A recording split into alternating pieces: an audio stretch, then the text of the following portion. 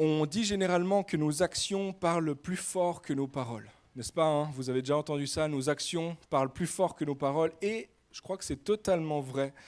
Nos vies, notre façon de traiter les gens, nos actes parlent plus fort que nos paroles, c'est évident. Mais je crois que nos paroles, ça ne veut pas dire que nos paroles n'ont pas d'importance. Nos paroles sont en fait très importantes et on ne veut pas les minimiser. Et aujourd'hui, on commence une nouvelle série, une nouvelle thématique sur un des plus petits, mais un des plus puissants membres de notre corps. Un des membres, voilà, on ne s'en rend pas compte, mais c'est extraordinaire la puissance qu'il y a derrière ce membre. Ce membre peut être à la fois la source du plus grand bien et à la fois la source des plus grands maux dans notre vie. Et aussi, durant tout le mois de juin, on veut laisser le Seigneur nous enseigner sur l'importance de la langue, l'importance de notre bouche, l'importance de nos paroles, l'importance de comment on utilise la langue que le Seigneur nous donne, le poids que portent nos mots. Parce que même si nos paroles peuvent paraître banales et sans grande importance, nos mots petits et insignifiants, en réalité, les mots possèdent une puissance. Il y a un poids derrière les mots que nous utilisons. Et l'apôtre Jacques le dit de cette façon, il le dit très bien en Jacques 3, versets 4 et 5, il dit « Voyez les bateaux, même très grands et poussés par les vents impétueux, ils sont conduits par un tout petit gouvernail, là où le pilote le veut. De même, la langue est un petit membre et elle peut se vanter de grandes choses. Voyez comme un petit feu peut embraser une grande forêt. Petite langue, des grands mots. » Ça peut avoir une grande influence à la fois sur notre vie et la vie de ceux et celles qui nous entourent. Et je pense qu'on a tous fait l'expérience, une fois ou l'autre, un jour ou l'autre, ça nous est tous arrivé de vivre, d'expérimenter la puissance des mots. Je ne sais pas, probablement que certains, votre vie a été profondément marquée par une parole d'encouragement. Quelqu'un qui a eu une parole de vie sur vous, une parole d'encouragement, une parole qui a été dite sur toi, puis aujourd'hui tu vis encore avec cette parole sur toi. Certains, tu as pris une décision déterminante dans ta vie. Il y a eu un tournant dans ta vie alors que quelqu'un ou un groupe de personnes ont affirmé quelque chose sur toi. Et ça a donné un sens nouveau à ton existence. Il y en a, tu sais pertinemment de quoi je parle parce que aujourd'hui, ta vie est modelée par certains mots que tu as entendus dans ton enfance, peut-être dans ton adolescence, peut-être au long de ton parcours professionnel. Il y a des mots qui sont sortis et ça a donné un sens nouveau, une direction nouvelle à ton existence. Moi, j'ai en souvenir tellement de paroles que mon père a dit sur moi. Je ne me rappelle pas de tout ce qu'il m'a dit, mais certains mots qu'il a dit sur moi ont eu une immense influence sur ma vie encore aujourd'hui.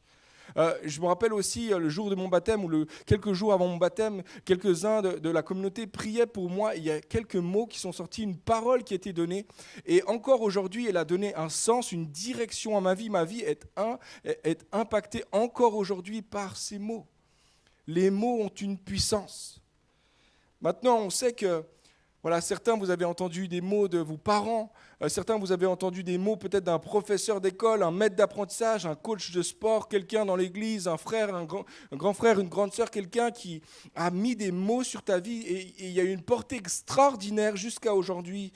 Ta vie en est modelée, tu as été propulsé dans ta destinée au travers de ces mots-là. Maintenant, on sait que si certaines paroles font du bien, on sait que certaines paroles font mal. On l'a tous expérimenté.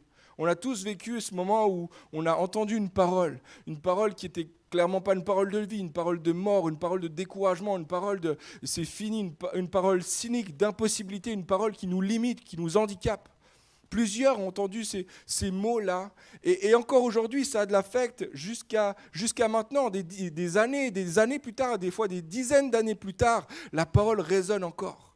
Comme si elle était juste là, comme si on nous le disait encore à l'oreille. Et certains ont été profondément marqués par un harcèlement au travers de certains mots qui étaient sans cesse rappelés sur eux, une discrimination en lien avec leur couleur de peau, peut-être leur culture, leur arrière-plan, leur genre, et puis toutes sortes de mots qui ont été dits sur toi peut-être et qui aujourd'hui encore affectent ta façon d'interagir avec les autres. D'autres, vous avez été profondément marqués par la moquerie, la médisance. Certains, vous avez été victimes de paroles assassines, de mensonges, de calomnies, de paroles dénigrantes, et qui te détruisent encore aujourd'hui, qui te handicapent dans tes relations les uns avec les autres. Puis si tu es comme moi, les paroles les plus puissantes sur ta vie, c'est souvent les paroles des gens les plus proches de toi. Les paroles qui t'ont fait le plus de bien sont des gens qui sont très proches de toi. Puis les paroles qui t'ont fait le plus de mal sont aussi des gens très proches de toi. Cette semaine, je lisais un article justement où il a été posé la question à plusieurs jeunes, notamment dans la jeune génération, mais quels sont les mots qui ont été dits sur toi, quelles sont les insultes ou quels sont les mots durs que tu as entendus. Et ce qui m'a marqué la plupart du temps, c'est que les mots étaient durs effectivement, mais ce qui m'a marqué, c'est que c'était toujours en lien avec quelqu'un de la famille, quelqu'un des proches, un parent, un ami, quelqu'un qui était proche du cercle rapproché. Et ce mot-là est resté. Parce que les mots ont un poids, mais en fait, c'est proportionnel à la proximité de la personne. Les mots ont un poids, mais c'est proportionnel directement avec la proximité de la personne. Alors, certains mots nous ont propulsés dans la vie, mais certains mots nous ont handicapés à vie. Puis si c'est vrai pour la langue des autres, laisse-moi te dire que ta langue aussi. Ta langue est puissante aussi pour faire du bien et pour faire du mal. Il y a quelque chose dans ta bouche, il y a quelque chose là dans ta langue, il y a quelque chose de ta parole qui peut soit produire la vie, soit produire la mort. Et c'est mon premier point ce matin, ta langue est puissante, tes mots ont un poids. Je crois, les amis, que nous devons réaliser à quel point nous avons une capacité soit de construire, soit de démolir par notre langue. Les mots sont puissants. Et la réalité, c'est que par l'utilisation que nous faisons de notre langue, nous possédons soit le moyen de faire du bien, soit le moyen de faire du mal. La Bible dit de cette façon en Proverbe 18, verset 21, « La mort et la vie sont au pouvoir de la langue. » Il y a une grande capacité au bout de ta bouche, au bout de ta langue. C'est fou si on y pense, ce tout petit membre de notre corps est capable de produire des très grandes choses. Ta langue, ma langue, sont des instruments qui apportent soit la vie, soit ils apportent la mort. Le Proverbe 12, verset 18 dit ceci, « Tel qui parle légèrement blesse comme un glaive, mais la langue des sages apporte la guérison. » Ah, tu peux blesser avec ta langue, mais tu peux aussi guérir avec ta langue. Si tu lis tes paroles avec sagesse, tu es capable d'apporter la guérison, la restauration, tu es capable de produire peut-être la réconciliation aussi entre des personnes lorsque tu ouvres ta bouche dans cette perspective-là. Mais au contraire, si tu utilises tes paroles à la légère, tu es comme un éléphant dans un magasin de poterie. Tu vas casser quelque chose. Il y a quelque chose qui va être cassé. Si tu parles avec légèreté, tu es comme un homme qui se balade avec un glaive dans une foule. Il y a quelqu'un qui va être blessé à la fin. C'est sûr. Alors toi et moi, on a une responsabilité avec ce qu'on fait de notre langue. On ne peut pas juste se dire, bon, on verra. Non, tu as une responsabilité. Toi et moi, on a une responsabilité avec ce qu'on fait avec notre bouche. Tes mots sont puissants, tes paroles ont un poids. Pourquoi ? Voilà pourquoi. Parce que nous avons été créés à l'image et à la ressemblance de Dieu. Et Dieu nous a créés par sa parole. Le monde et tout ce qu'il contient, l'univers et tout ce qui existe a été créé par le son de sa bouche, par la puissance de sa parole. Lorsque Dieu a parlé, le monde a été créé en un instant, instantanément. Le monde a pris vie et tout ce qu'il contient a pris vie. Et comme on a été fait à son image et à sa ressemblance, alors il y a une capacité, il y a une puissance, il y a quelque chose qu'il a mis en nous, qui nous a transféré. Et nous aussi, par notre bouche, nous sommes capables de la vie et nous sommes capables de la mort. Le psaume 33, verset 6 dit ceci, « Les cieux ont été faits par la parole de l'Éternel et toute leur armée par le souffle de sa bouche. » Jean 1, verset 3 et 4 dit « Tout a été fait par la parole, et rien de ce qui a été fait n'a été fait sans elle. En elle, il y avait la vie. » Dans la parole de Dieu, il y a la vie. Et parce que quand Dieu parle, il y a la vie qui se produit, alors il a mis en nous cette capacité soit de produire la vie, soit de produire la mort par notre bouche. On a été façonné à son image et cette puissance de création, cette puissance de vie ou de mort sont bel et bien juste là, devant ton propre visage. Que tu le veuilles ou pas, que tu en sois conscient ou non, ta bouche a le pouvoir de construire, de créer, d'insuffler la vie, mais aussi le pouvoir de faire exactement le contraire. Puis, je voudrais quand même être clair ici, je fais une petite parenthèse, mais je ne suis pas en train de dire que ta langue est capable de créer comme Dieu est capable de créer, pas du tout. Et si je précise ça, c'est parce que dans certains milieux, certains pans du christianisme, malheureusement, parfois, on met une telle emphase sur la puissance de la proclamation que ça devient un petit peu un truc magique. Que tu dis, cette chose arrive. Ah, je vais être guéri, je vais être guéri, je vais être guéri. Au nom de Jésus, je vais être guéri. Cette chose arrive. Ou alors, je vais avoir un travail, je vais avoir un travail, je vais avoir un travail. Au nom de Jésus, je vais avoir un travail. Cette chose arrive. Ou alors, il me faut de l'argent. Seigneur, tu vas me donner de l'argent, tu vas me donner de l'argent. Au nom de Jésus, puis cette chose arrive. Et moi, je suis justement en train de te dire, c'est pas la réalité de ce que la parole enseigne. Ah, moi, je me rappelle d'une discussion avec une jeune fille, je ne vous dirai pas qui, pour pas mettre... Voilà, mais là, on parlait du don de célibat, et puis voilà, il y avait toute la question de mais est-ce que je vais trouver quelqu'un un jour, etc. Et puis, je me rappelle très très bien de cette discussion, et à un moment donné, la fille, elle dit, mais en fait, peut-être que j'ai le don de célibat. Et lorsqu'elle dit ça, elle ouvre grand les yeux, elle dit, non, pas du tout, au nom de Jésus, je rétracte cette parole. Non, c'est pas comme ça que ça marche. C'est pas parce que tu as dit, ah, le ciel, c'est bon, c'est noté dans les registres, on va faire comment maintenant? On est obligé d'accomplir la prière. Non, c'est pas comme ça que ça marche. Le Seigneur agit et en réalité, il nous demande plutôt à nous de nous aligner à sa parole que de lui s'aligner à notre parole, n'est-ce pas? C'est ce que le pasteur David Potier dit ceci dans le christianisme. Ce n'est pas Dieu qui s'aligne à nos paroles, mais c'est plutôt nous qui devons nous aligner à la parole de Dieu. Alors ta parole n'est pas une formule magique, mais je crois que nous devons prendre conscience, les amis, que notre bouche a une puissance de construction, une puissance de démolition. J'aimerais dire ici, si tes parents utilisent la puissance que le Seigneur t'a donnée pour encourager tes enfants, si tes parents n'utilisent surtout pas la puissance qui est dans ta bouche pour les irriter, si tes mariés utilisent la puissance de ta langue pour encourager ton conjoint, pas pour le critiquer. Si tu es un travailleur, tu travailles, puis tu as des collègues, peut-être que tu as des collègues qui sont autour de toi, utilise la puissance de ta langue pour soutenir tes collègues, non pour les mépriser. Si tu as un voisin, et je crois que la majorité d'entre nous avons un voisin, au moins tu croises quelqu'un dans la journée. On va dire ça, si tu vis dans ta bulle, au moins tu croises une personne dans ta journée. Si tu as un voisin, utilise la puissance de ta langue pour aimer, non pour diffuser les ragots. On est tellement fort des fois à utiliser notre bouche pour « tu sais pas ce qui s'est passé, tu sais pas ce qu'elle a fait, oh là là ».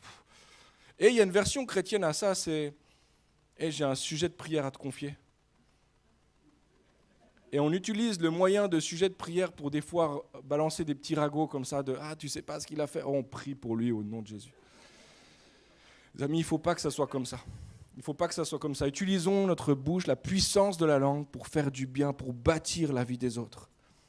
Et si c'est vrai pour le monde entier, pour tous les êtres humains qui a une puissance au niveau de la bouche, j'aimerais dire ceci, l'Église de Dieu, je crois que c'est plus encore, nous avons une responsabilité en tant que chrétiens. Parce qu'en tant que disciples de Jésus, toi et moi, on doit réaliser que Dieu nous a appelés à devenir comme lui et à le refléter dans le monde dans lequel il nous a placés, dans la génération dans laquelle nous sommes.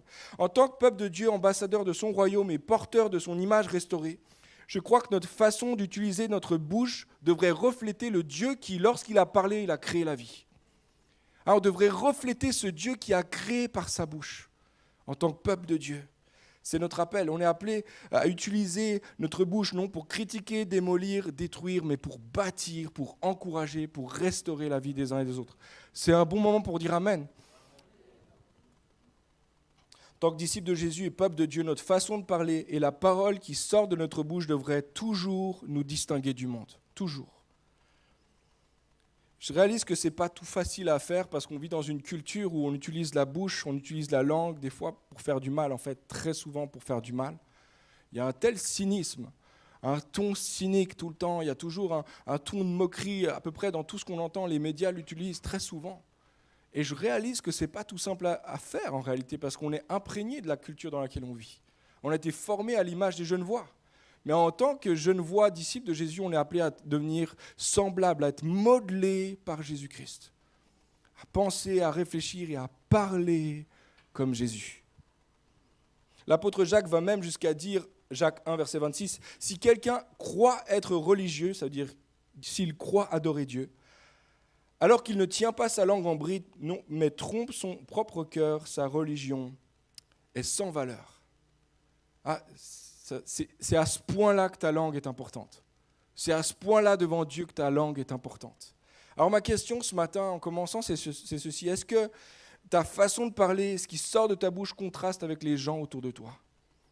Est-ce que ce qui sort de ta bouche, ce que ta langue dit, donne honneur et gloire à Dieu, reflète qui il est dans le monde dans lequel nous sommes?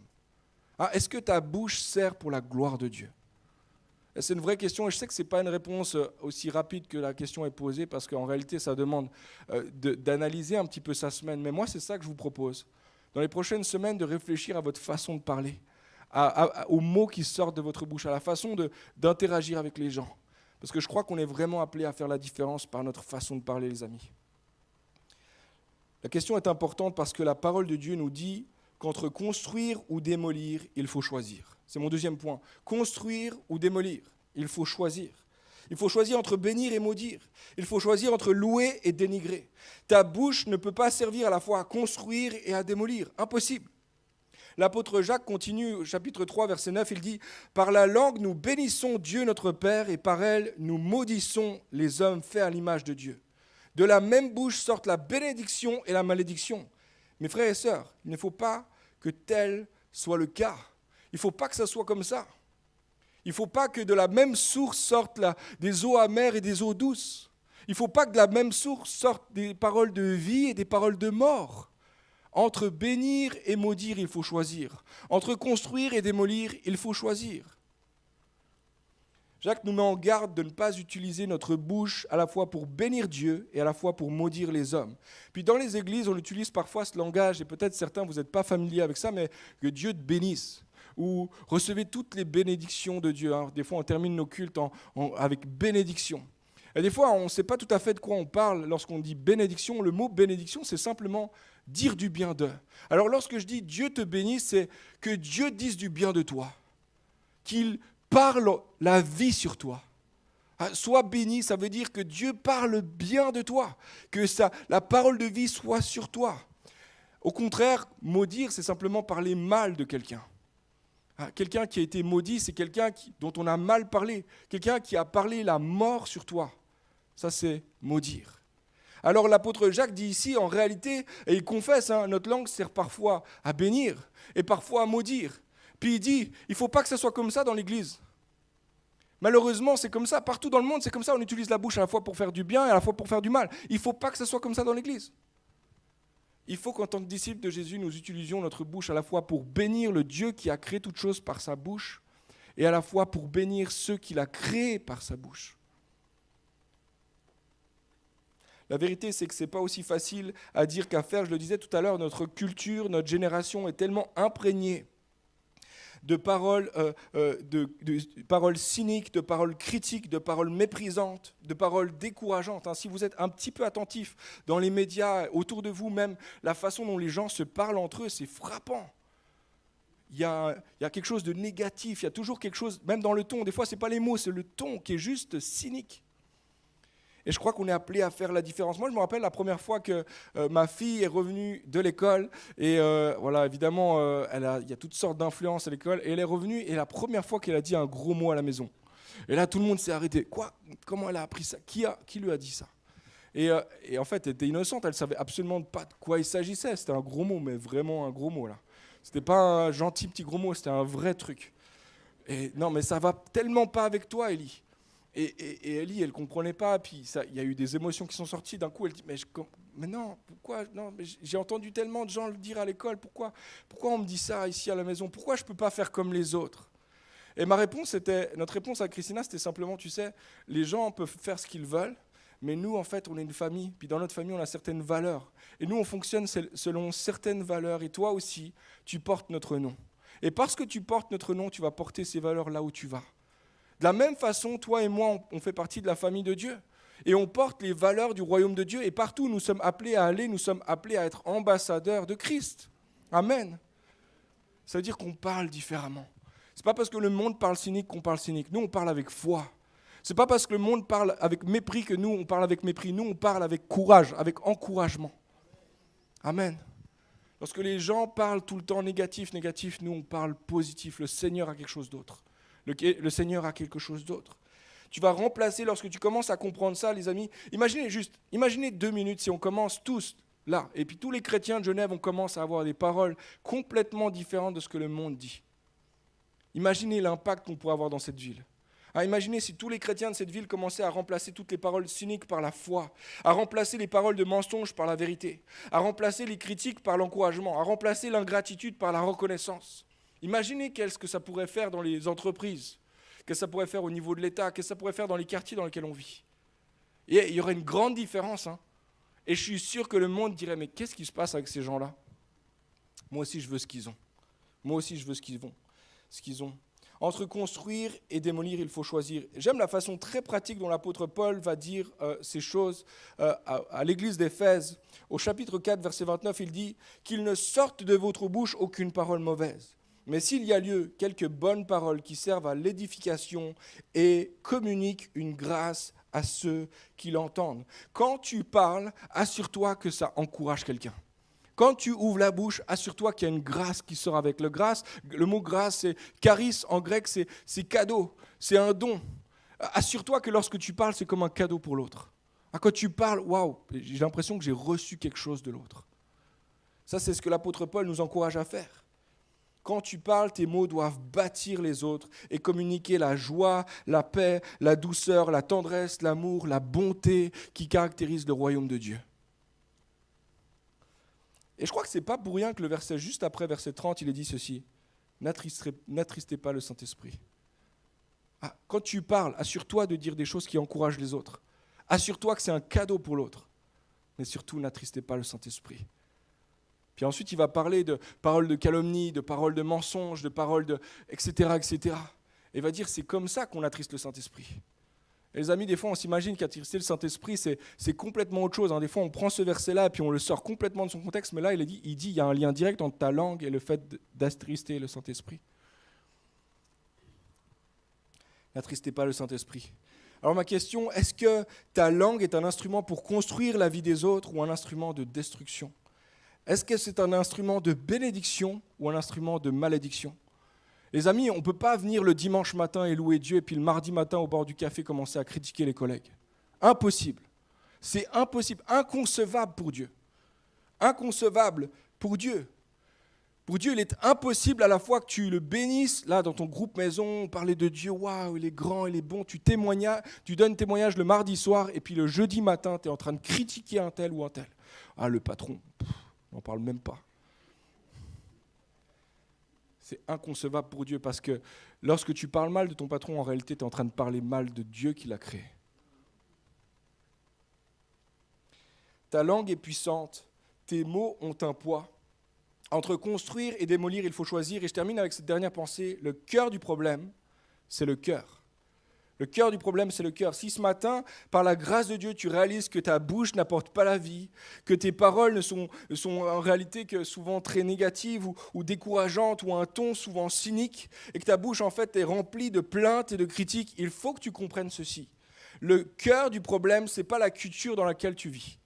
Le cœur du problème ne se trouve pas dans la culture dans laquelle on vit. La vérité, c'est que même si tu prenais la décision de te couper du monde, de vivre dans ta grotte, de te séparer de la culture, de ne plus rien regarder à la télé, etc., c'est très, très, très probable qu'encore ta bouche produirait ce genre de paroles. Le cœur du problème n'est pas au niveau de la culture, ce n'est pas un problème externe. Le cœur du problème, ce n'est pas non plus ta langue. Il ne s'agit pas d'un problème physiologique, ce n'est pas ta langue le problème. C'est pas à chaque fois que tu vas dire une mauvaise parole ou une parole cynique que tu te laves la langue avec du savon. Je ne sais pas si on faisait ça chez vous. On faisait ça chez moi le matin. Pas le matin, quand on disait un mensonge ou quand on disait un gros mot chez moi, on mettait du savon sur la langue. J'aimerais dire ceci, même si tu utilisais du savon à chaque fois que tu disais quelque chose de négatif, c'est très probable que ça marche jusqu'à ce que tu n'aies plus de savon.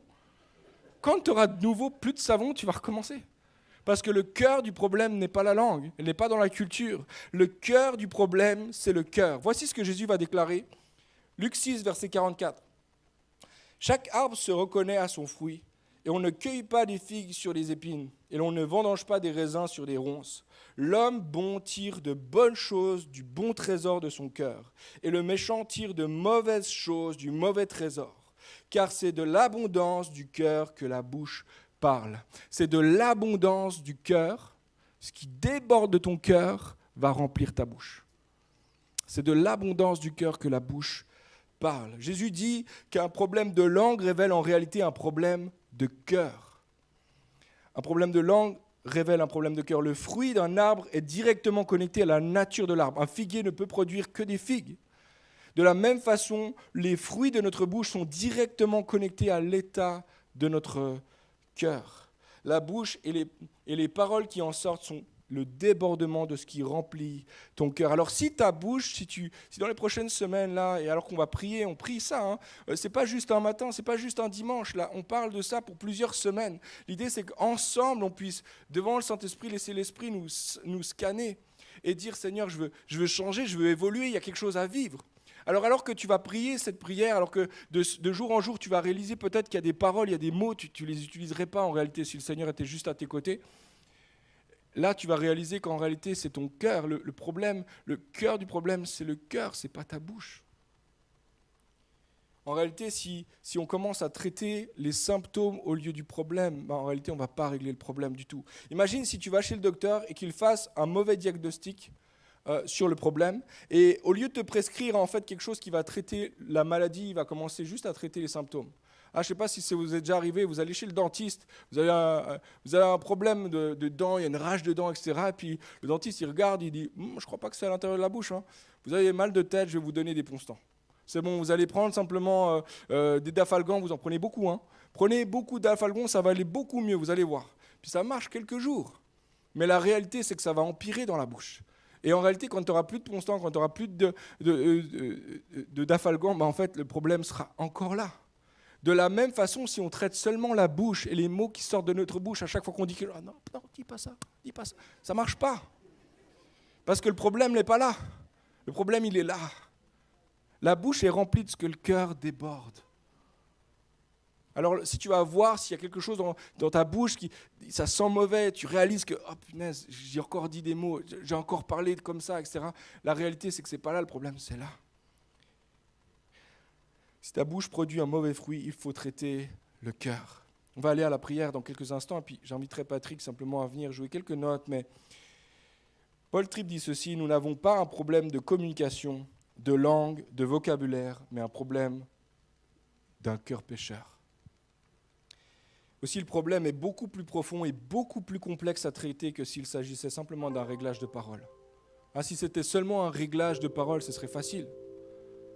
Mais là, c'est beaucoup plus qu'un réglage de parole. C'est beaucoup plus complexe, c'est beaucoup plus profond. C'est un problème de cœur.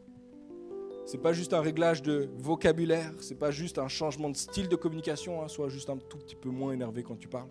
Non, c'est un problème de cœur. Et ça, c'est la mauvaise nouvelle, parce que ça veut dire que c'est beaucoup plus deep, beaucoup plus profond que ce que tu imagines. En tout cas, je ne sais pas pour toi, je ne suis pas en train de mettre une accusation ou une étiquette sur toi, Je dis juste que je le vois dans ma vie.